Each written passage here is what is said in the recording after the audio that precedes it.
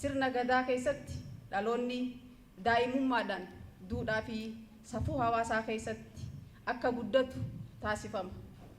Oromoon aadaan qabee duudhaan qaree dhaloota barsiisa. Naamusa sirrii akka gonfatu taasisa.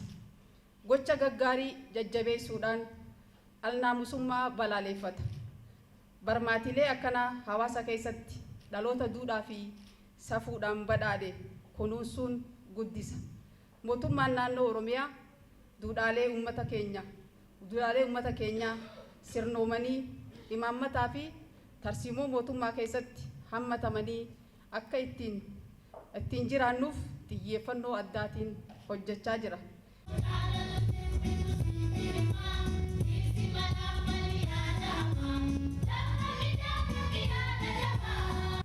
Hanni safuudha. Hanni dhaloota quncarsa. Hanni biyya diiga. Kanaaf akka amantaattis akka Oromoottis hanni balaaleeffatama.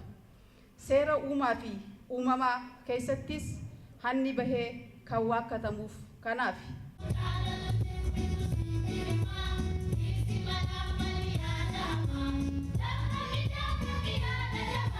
harki hannaa fi saamichaaf diriiru citee harki misoomsee hojjetee jijjiirama caalmaa fidu uumuuf hunduu xiyyeeffannoo kanneen hojjechuu qaba.